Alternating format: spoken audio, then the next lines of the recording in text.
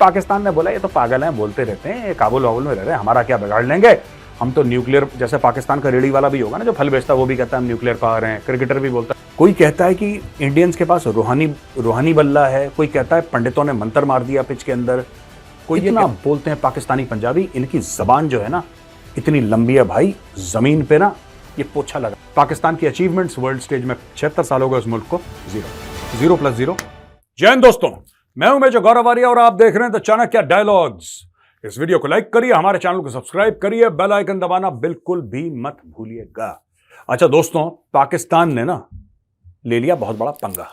मैं कुछ और कहने वाला था लेकिन मैंने बोला नहीं यार, फैमिली ऑडियंस है, इतना कुछ नहीं बोलना चाहिए। तो पाकिस्तान ने ले लिया बहुत बड़ा पंगा। क्या पंगा लिया पाकिस्तान ने? पाकिस्तान ने बोला कि जो 1, 1.5, 2 मिलियन यानी कि 10, 15, 20 लाख जितने भी अफगान रेफ्यूजीज हैं पाकिस्तान के अंदर आ रखे हैं, उन सबको निकाल के वापस अफगानिस्तान भेजो। हबीबी, हुक्म तो तुमने दे दिया, लेकिन तामील कैसे होती, ये सोचने वाली बात होती है। बोल तो दिया तुमने, अच्छा ये बात अलग है, ये मैं बाद में डील करूंगा दोस्तों, कैसे आए, कई बार बता भी चुका हूं आपको।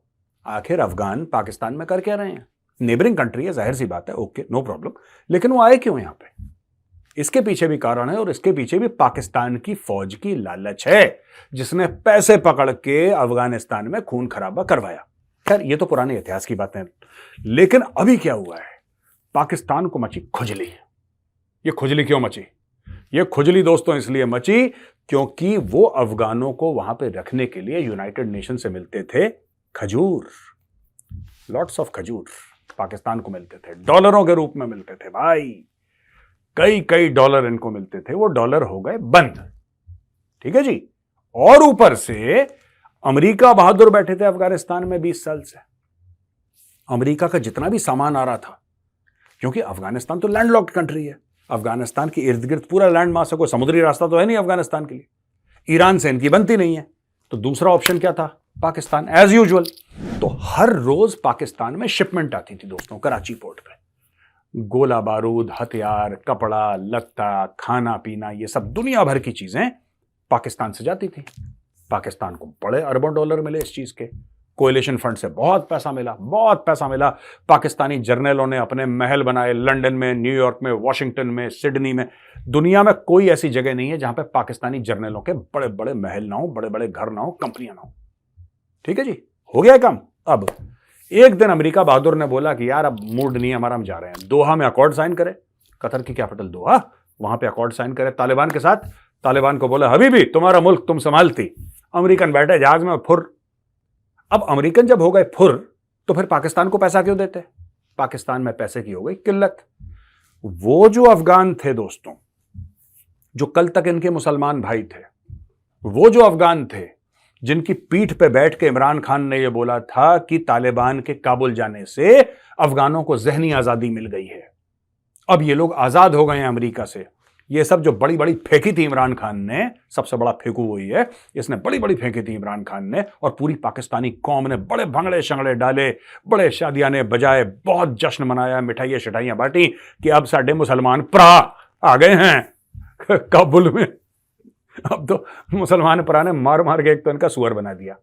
ठीक है, अब क्या हुआ कि पाकिस्तानी हो गए परेशान, क्योंकि इनके मुसलमान भरा जो थे वहां पे तालिबान वाले, वो उनको मार रहे थे, और उनके छोटे छोटे बच्चे जो तहरीक तालिबान पाकिस्तान हैं या फिर बलोचों के साथ इनका टाई अप हो गया है टीटीपी का, ये सब मिलकर पाकिस्तान को सूत रहे थे बुरी तरीके, जिसको यूपी में कहते हैं ना सुतैया, इनकी हो रही सुतैया रोज।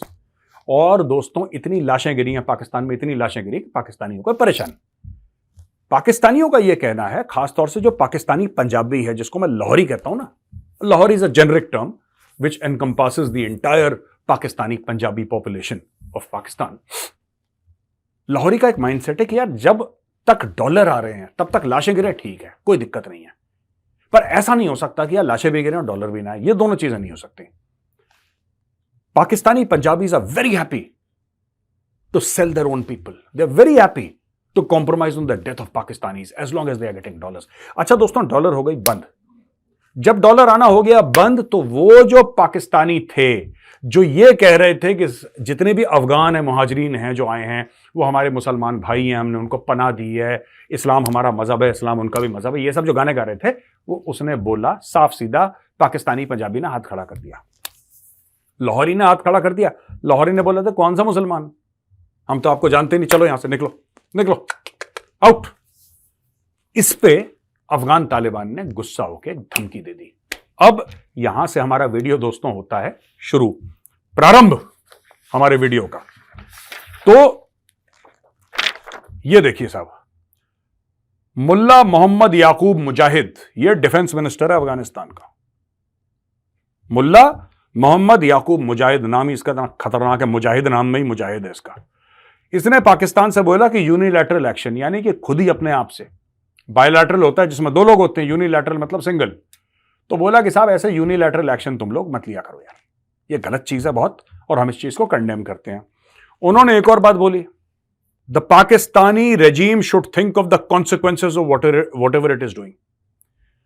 जो आप कर रहे हो ना, पाकिस्तानी जो आप कर रहे हो, ये कह रहा है कि भाई इसके रिपरकशन क्या होंगे, इसके नतीजे क्या होंगे, आपने सोचा है? सोच लेना, और कई बार सोच लेना, क्योंकि इसके नतीजे जो है ना वो अच्छे तो नहीं होंगे, बुरे ही होंगे। और तीसरी चीज उन्होंने क्या बोली है, तीसरी चीज उन्होंने ये बोली है कि उतना ही बो, जमीन में धान बोते हैं, फसल बोते हैं ना दोस्तों, तो कह रहे हैं उतना ही बो जितना काट सकते हो, इतना मत बो देना कि काट ना पाओ, बवाल कट जाए उल्टा। तो ये अफगानिस्तान की धमकी थी। पाकिस्तान ने बोला ये तो पागल हैं, बोलते रहते हैं, काबुल वाबुल में रह रहे हैं, हमारा क्या बिगाड़ लेंगे, हम तो न्यूक्लियर, जैसे पाकिस्तान का रेडी वाला भी होगा ना जो फल बेचता है, वो भी कहता है हम न्यूक्लियर पावर हैं, क्रिकेटर भी बोलता है न्यूक्लियर पावर हैं। न्यूक्लियर के चक्कर में इन्होंने टाल दी अफगानिस्तान की बात, और अफगान जो मुहाजिरीन रह रहे थे वहां पे, रेफ्यूजीज रह रहे थे, उनके घरों पे बुलडोजर मारना, उनकी औरतों के साथ बदतमीजी करना, ये सब। अब तालिबान ने तो धमकी दे दी। अब पाकिस्तान में अचानक तीन चीजें हुई दोस्तों, तीन वाकये हुए 24 घंटे के अंदर। अब मैं एक एक करके तीनों वाकये आपको समझाता हूं कि जब तालिबान ने धमकी दी है, जब और देश धमकी देते हैं उसका क्या मतलब है, जब तालिबान धमकी देता है उसका क्या मतलब है। ठीक है, दोनों में बहुत जमीन आसमान का फर्क है दोस्तों। ठीक है, अभी ब्रेकिंग न्यूज आई है, यानी कि कल रात की बात है, लेकिन हम आज रिकॉर्ड कर रहे हैं अर्ली इवनिंग में इसको। पाकिस्तान एयरफोर्स बेस मियांवाली में सुसाइड अटैक हो गया। ठीक है, मियांवाली पाकिस्तानी पंजाब में है दोस्तों, इसलिए यह बहुत ज्यादा खतरनाक अटैक है। यह बहुत ज्यादा खतरनाक अटैक इसलिए है क्योंकि पंजाब में देखिए, खैबर पख्तूनख्वा में अटैक हो जाता है, बलूचिस्तान में अटैक हो जाता है, वहां पे लोग मर जाते हैं दर्जनों, किसी को कोई फर्क नहीं पड़ता। लेकिन जब अटैक होता है बिल्कुल पंजाब के अंदर, तब जाके लोगों की रूहें कांप जाती हैं, क्योंकि पाकिस्तान में एक नॉर्मल पाकिस्तानी, बलोच हो, पश्तून हो, सिंधी हो, मुहाजिर हो, कोई भी हो, वो 10 बराबर एक पाकिस्तानी पंजाबी। ये पाकिस्तान में फॉर्मूला चलता है। ठीक है, वो 10 मरेंगे, ये एक मरेगा, तब जाके बराबर होगा। They are not equal citizens. ठीक है जी। अब 6 घुस गए मिलिटेंट, एयरफोर्स के ट्रेनिंग बेस था, उसके अंदर घुस गए, और heavily armed jihadis including multiple suicide bombers. एक तहरीक जिहाद पाकिस्तान है। अच्छा माफ करिएगा, मैंने बोला था कल रात का नहीं, आज सुबह का अटैक है ये आज सुबह का अटैक है, अर्ली मॉर्निंग का, आज ही का ये लेटेस्ट।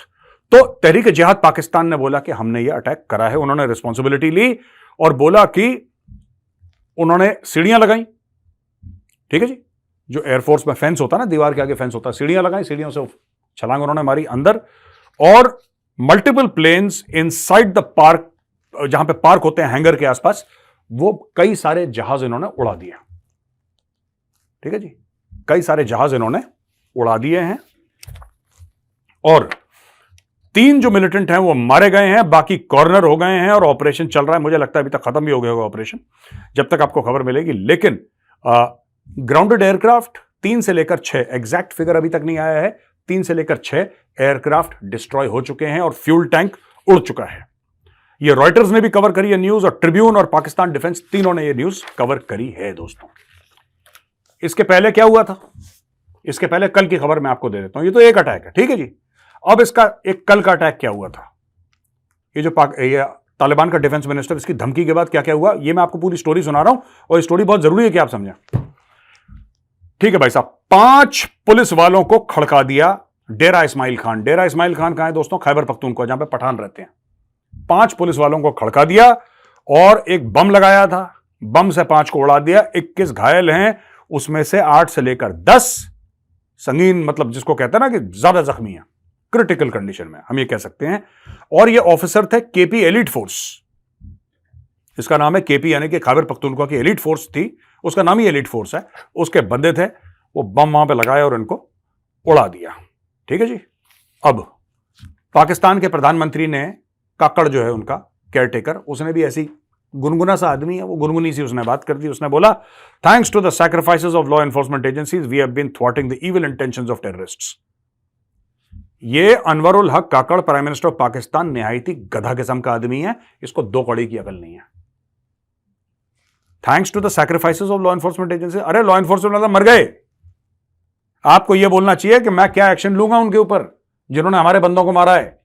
वो तुम्हारे बंदे फड़का के चले गए, तुम कह रहे हो कि thanks to the sacrifices for thwarting the evil intentions of terrorist. ये एक लिखी दिखी इनका पीए सेक्रेटरी एक लाइन लिख देता, कह रहा सर यही बकवास कर देना, आप उल्टी कर देना, वो उल्टी कर देते हैं मीडिया के सामने। बिल्कुल बेकार एक नंबर का। अच्छा पाकिस्तानियों, सुनो यार, मैं, तुम्हारे मुल्क के अंदर खून बह रहा है, लेकिन तुम्हारा दिल धड़कता है गाजा के लिए। ठीक है, तुम्हारी चोरी, तुम्हारा फ्रॉड, तुम्हारी 420, तुम्हारी मुनाफकत, ये वर्ल्ड रिकॉर्ड लेवल की है। अगर मुनाफकत में ओलंपिक्स में कोई गेम होता ना मुनाफकत का, तो मैं बता रहा हूं पाकिस्तानियों के लिए गोल्ड मेडल रिजर्व रहता। सिल्वर मेडल जाता पैलेस्टीनियंस को, लेकिन पाकिस्तानियों को गोल्ड मेडल। मतलब यार एक बात बताओ, मैं कई बार पाकिस्तानियों को कह चुका हूं कि तुम लोग फिलिस्तीनियों के लिए दिल धड़कता है, फिलिस्तीनियों के लिए दिल धड़कता है, फिलिस्तीनियों के लिए जान दे देंगे, तो दो ना जान यार, किसने मना करा है तुम्हें? 76 साल हो गए, तुम अभी तक फिलिस्तीन नहीं पहुंचे यार। कौन सा रूट लिया है तुमने, कौन सा गूगल मैप लगाया है कि तुम लोग 76 साल में तुम्हें मिला ही नहीं कि गाजा है कहां पे? बस कराची में बैठ के, लाहौर में बैठ के बिरयानी खा के हम चले जाएंगे, हम जहाद कर देंगे। जिहाद भी नहीं बोल पाते तुम लोग, Pakistani Punjabi they can't say जिहाद, जहाद कर देंगे। और जहाद करना है तो जाओ ना फिर यार, पता नहीं कौन सा गूगल इस्तेमाल कर रहा है। एनीवे, अच्छा जी, अब ये बात हुई है, कल ही की बात है, 14 बंदे फड़का दिए इन्होंने। जो मिलिटेंट्स थे, इन्होंने 14 बंदे फड़का दिए। 2 गाड़ियां चल रही थी सिक्योरिटी फोर्सेस की, पसनी से लेकर ओरमारा, ये गवादर डिस्ट्रिक्ट। ठीक है जी, ये भी पिछले 48 घंटे में हुआ है। टेररिस्ट ने इनको एम्बुश करा है और टेररिस्ट ने मारा है। 14 बंदे इनके मर गए हैं, पाकिस्तानी फौजी थे ये। फिर से अनवारुल हक काकड़ ने एक ट्वीट मारा है जिसमें लिखा है, the entire nation including me is proud of its martyrs. ये इतना बेवकूफ आदमी है, पता नहीं यार। पाकिस्तान ने ना पिछले अपने जन्म में कुछ तो पाप करे होंगे जो ऐसे लीडर पाकिस्तान को मिले। मैं आपको बता रहा हूं, मैं कुछ पाकिस्तानियों से मिला भी हूं, वो मुझे काफी टैलेंटेड लगे, काफी दिमाग से संभले हुए। लेकिन जब आपका लीडर गधा है ना, आप कितने बड़े टाइगर हो, फिर आप भी गधा ही हो जाओगे, आपकी गिनती गधों में शुमार हो जाती है। देखो, इसके मैंने 2 ट्वीट बता, ये फ्यूचर प्लान ऑफ एक्शन बता ही नहीं रहे। अगर आप इसको बोलो चाइना चले जाओ तो टाई पहन के चाइना चले जाएगा, इसको बोलो अमेरिका चले जाओ तो टाई पहन के अमेरिका चला जाएगा, इसको बोलो कश्मीर पर बकवास करो तो कर देगा, बोला गाजा के ऊपर उल्टी करो तो वो भी कर देगा। खुद के मुल्क में क्या हो रहा है इसको, अरे यू आर काकड़ साहब, you are the prime minister of Pakistan, चाहे तुम केयर टेकर ही हो यार, you are the prime minister of Pakistan. Pakistan के बारे में बात क्यों नहीं कर रहे? रोज तुम्हारे बंदे फड़का रहे हैं, उनके बारे में बात नहीं कर रहे। दिल इनका धड़कता है गाजा के लिए, और तुमने गाजा से वोट लेने हैं, तुमने गाजा में जाके वोट लेने हैं। पूरी कौम मुनाफिक, प्रधानमंत्री मुनाफिक, सब मुनाफिक। फिलिस्तीनियों के लिए दिल धड़कता है, अभी तक पहुंच नहीं। लंदन पहुंच गए, ये ग्रीस पहुंच गए, ऑस्ट्रेलिया पहुंच गए लोग, है भाई, अमेरिका पहुंच गए, कनाडा पहुंच गए, दुनिया में हर मुल्क में पहुंच गए, लेकिन अभी तक कोई पाकिस्तानी फिलिस्तीन नहीं पहुंच पाया ना, इम्पॉसिबल, पहुंच ही नहीं पाया। इनको कुछ नहीं करना, लाहौरियों को इनको बकवास करनी है, बड़ी बड़ी मजलिसें, बड़ी बड़ी इनको फोरम्स में वहां पे बुलाना है, लाखों लोगों की भीड़ में उनको जोश दिलवाना है। उसके बाद जाके मुर्ग छोले खाने हैं, मुर्ग चने खाने हैं, बिरयानी खानी है, कोरमे खाने हैं, मीठा खा के सो जाना है इन लोगों को। और इनका लाहौरियों का कुछ काम नहीं है।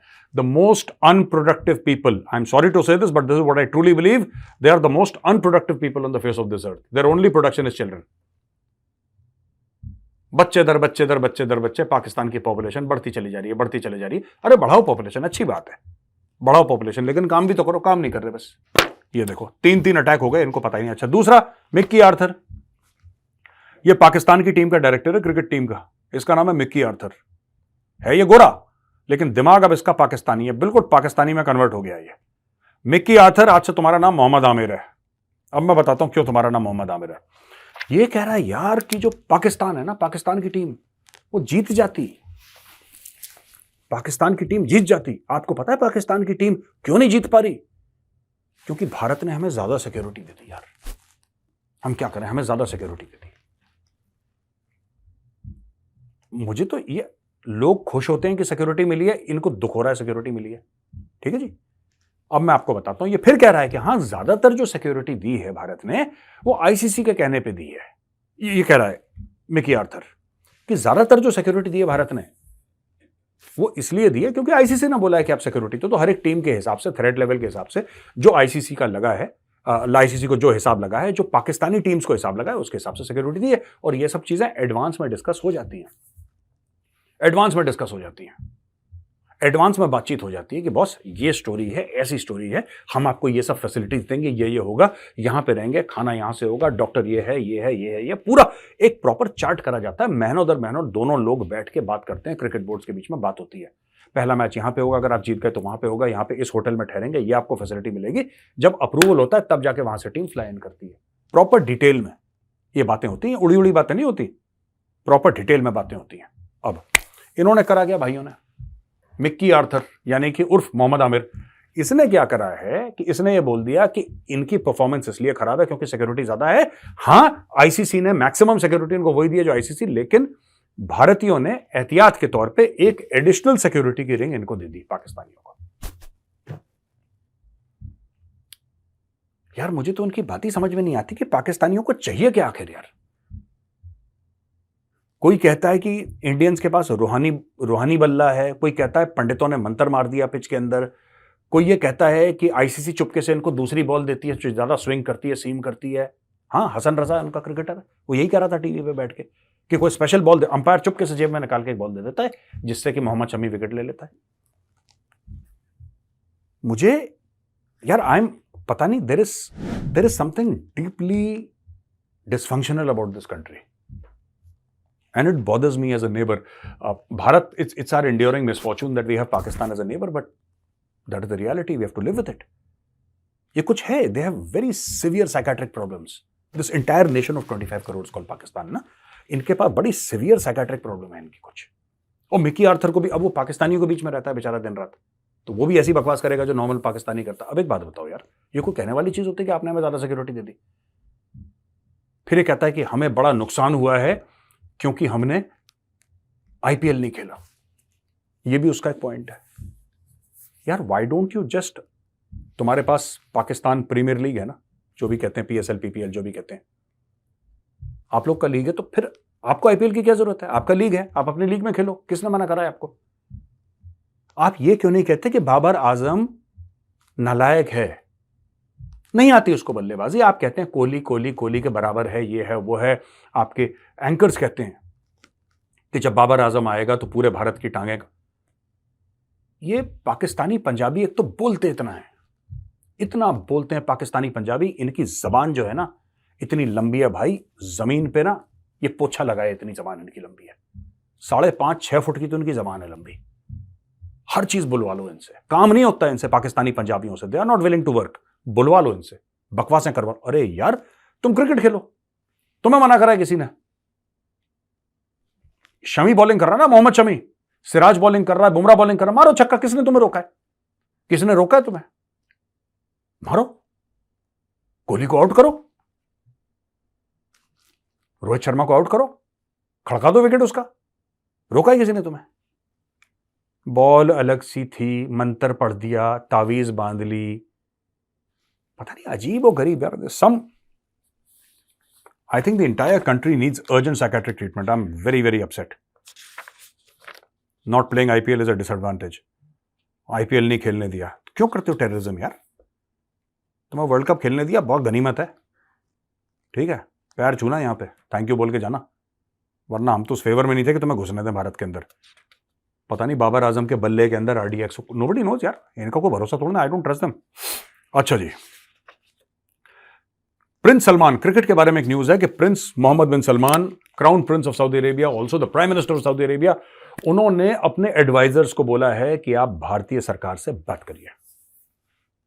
और डील ये है कि वो कह रहे हैं कि एक होल्डिंग कंपनी बनाइए जिसके अंदर IPL को डालिए, राइट।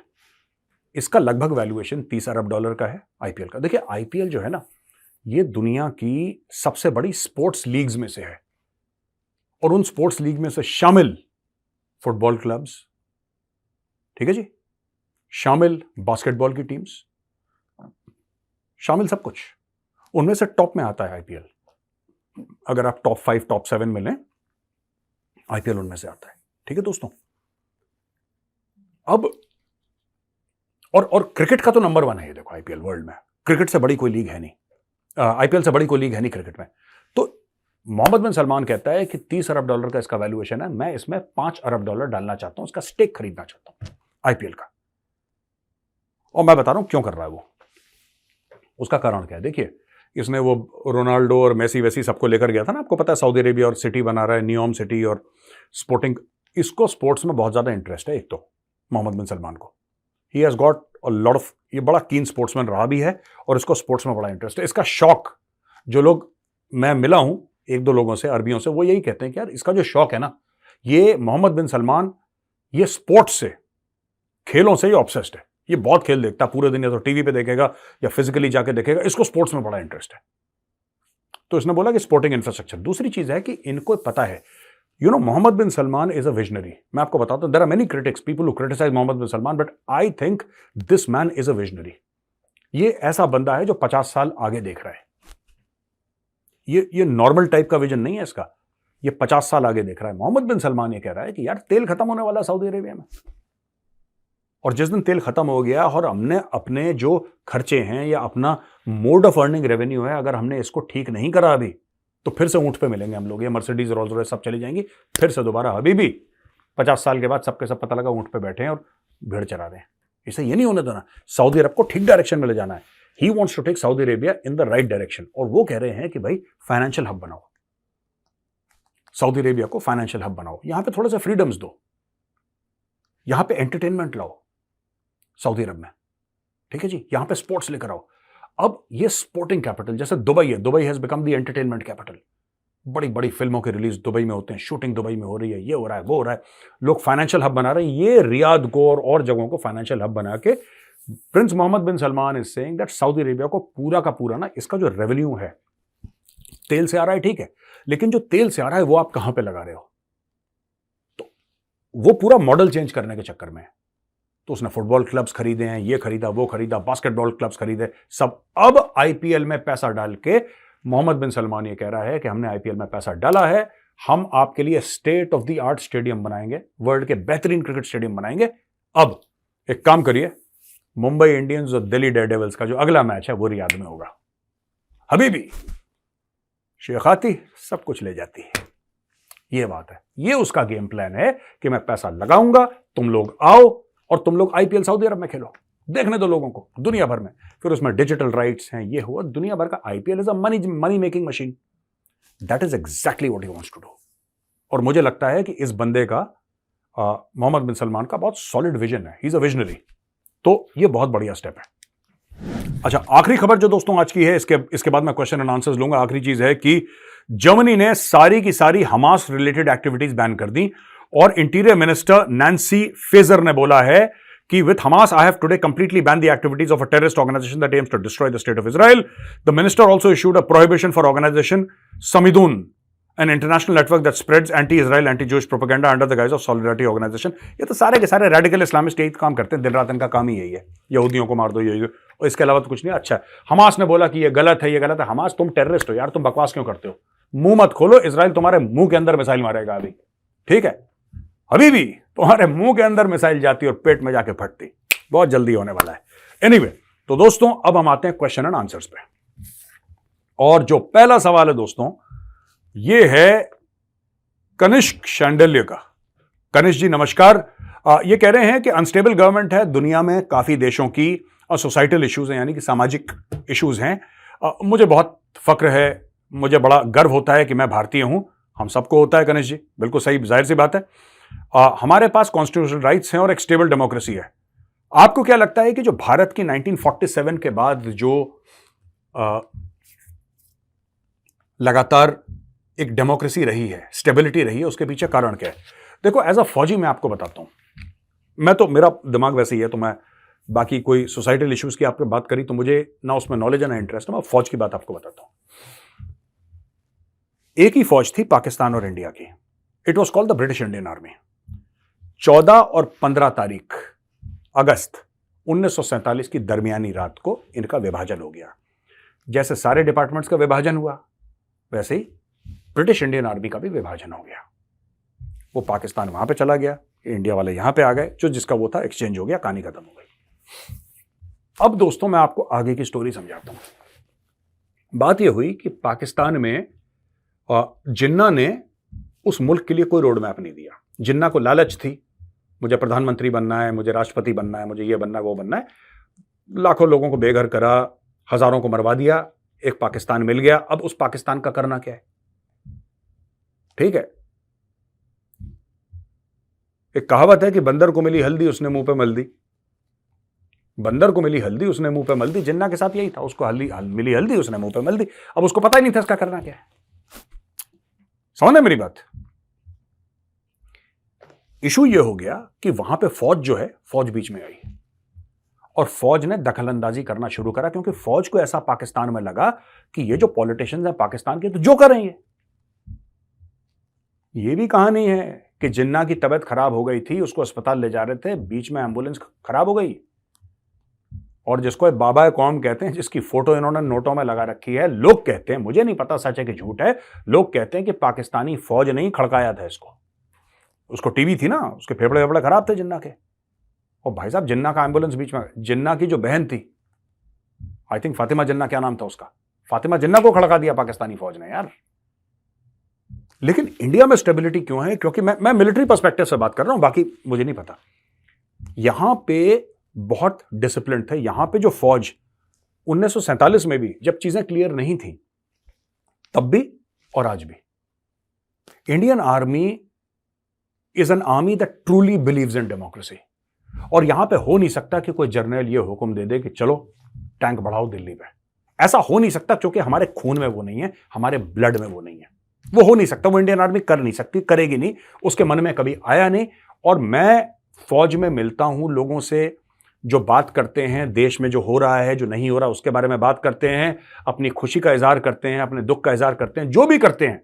लेकिन मैंने इवन प्राइवेट पार्टीज में, मैं आपको बता रहा हूं, प्राइवेट पार्टीज जो हो रही है ना, वहां पर भी मैंने एक बार हंसी मजाक में भी भारतीय सेना के किसी अधिकारी के मुंह से यह नहीं सुना कि यार देश में यह ठीक होना चाहिए, अगर हम होते फौजी तो हम यह कर देते ना।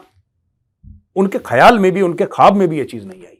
लेकिन पाकिस्तान में ख्वाबों ख्याल की तो दूर की बात है, उन्होंने अपने फादर ऑफ द नेशन को फड़का दिया, उसकी बहन को फड़का दिया, इतने सारे लोग मार दिए, बेदखल कर दिए दुनिया से और राज कर लिया।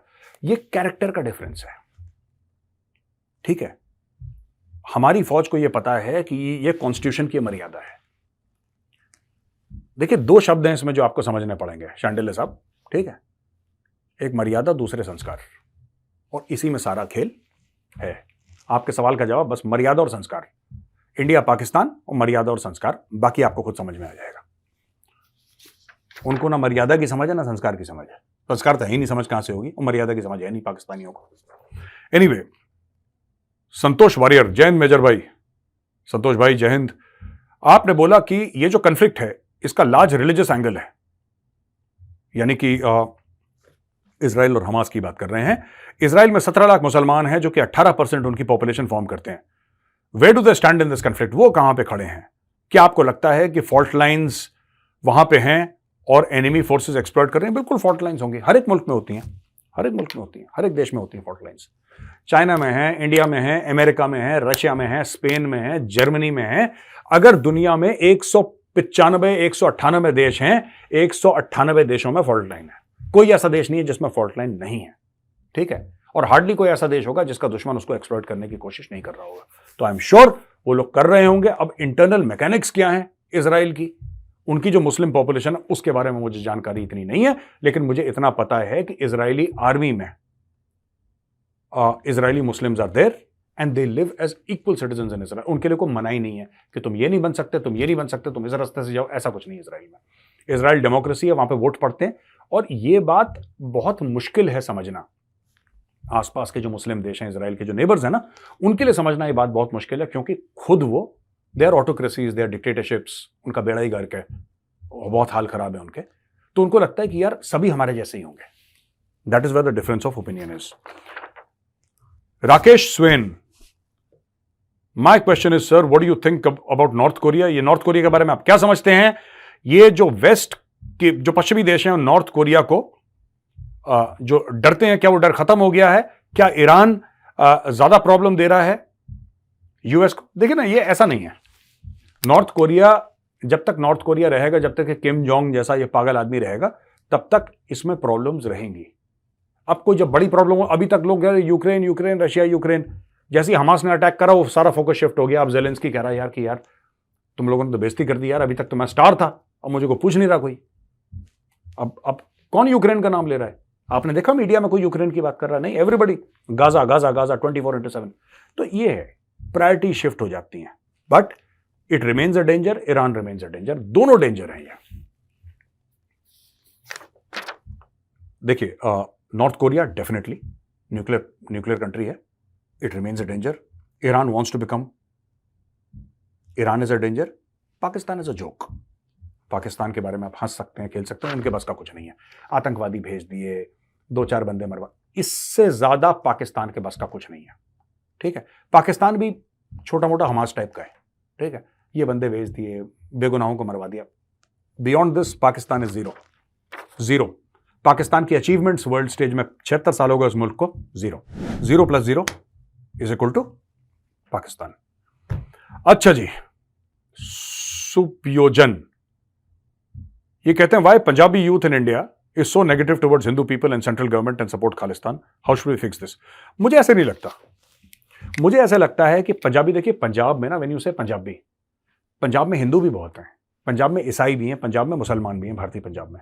तो आप ये कह रहे हैं कि सारे पंजाबी हिंदू मुस्लिम सिख ईसाई हिंदुओं के खिलाफ? ऐसा तो नहीं है ना, कोई किसी के खिलाफ नहीं है। मैं आपको बता रहा हूं, देखिए बात यह है कि वोटों के लिए ये जो खालिस्तान वाला मामला है ना, इस सेंटिमेंट के साथ लोग खेल रहे हैं वोटों के लिए। और ये लोगों के पास, देखिए इसमें सेंट्रल गवर्नमेंट का भी काम है, स्टेट गवर्नमेंट का भी काम है कि लोगों से बात करें इस मामले में। आपको ये पंजाब में जो ये पूरा, वैसे तो इंडिया में इसका कोई वो नहीं है पकड़ खालिस्तान की, ठीक है ना, उनकी कोई ज्यादा पकड़ नहीं है भारत में, लेकिन बाहर है। अगर थोड़ी बहुत भी 0.1% भी पकड़ है ना इंडियन पंजाब में, 0.1%, ये आपको जो सिख हैं, हिंदू हैं, जो भी पंजाबी है, आपको उनसे बात करनी है। और ऐसे बात करनी है जैसे एक भाई दूसरे भाई से बात करता है। ये बात करके मामला सॉल्व हो जाएगा, क्योंकि हमारे पंजाब में इतनी बड़ी प्रॉब्लम है नहीं। कुछ टुच कहीं ना कहीं, it's not a big problem. Pakistan ने खूब कोशिश करी, पर पाकिस्तान फेल हो गया। जैसे पाकिस्तान वर्ल्ड कप में फेल हो गया, पाकिस्तान हर जगह फेल होता है, पाकिस्तान यहां पे भी फेल हो गया। It's a failure state. लेकिन बात यह है कि हमें एक बात समझनी पड़ेगी, छोटी सी। हमें क्या बात समझनी पड़ेगी? हमें यह बात समझनी पड़ेगी यार कि देखो, ये जो पूरा मैटर है ना, ये मैटर बातचीत से सॉल्व होगा। ठीक है, ये बात से सॉल्व होगा। आप पंजाबियों के साथ कनेक्ट करिए, चाहे सिख हो, चाहे हिंदू हो, कोई भी मुसलमान हो, ईसाई हो, आप उनके साथ बात करिए। अभी एक चीज हो रही है बहुत ज्यादा, आपको शायद पता नहीं है, पंजाब में, और न्यूज़पेपर ने स्टोरी कवर करी है। मैं ये नहीं कह रहा है सही है गलत है, it's not my business to comment whether it's right और रॉन्ग, मैं वो नहीं कह रहा। कॉन्स्टिट्यूशन गारंटी करता है तो हो रहा है। Entire villages in Punjab are converting to Christianity, entire villages. वहां पे लोग आते हैं, पादरी आते हैं, फादर आते हैं, वेरी वेल फाइनेंस्ड, पैसा कोई दिक्कत नहीं, मैन पावर कोई दिक्कत नहीं, प्लानिंग कोई दिक्कत नहीं, नोट, मोटे note, and entire villages are converting to Christianity, entire villages of Punjab, and it's constitutional, that's okay. मैं ये नहीं कह रहा कि सही है गलत है, मैं उधर नहीं जा रहा, मैं आपको सिर्फ ये बोल रहा हूं, सिर्फ ये खबर दे रहा हूं कि पंजाब में ये हो रहा है। तो दोस्तों, यहां पे आज का वीडियो खत्म होता है। अगर आपको वीडियो पसंद आए तो उस वीडियो को लाइक करिए, हमारे चैनल को सब्सक्राइब करिए, बेल आइकन दबाना बिल्कुल मत भूलिएगा। जय हिंद, वंदे मातरम, भारत माता की जय।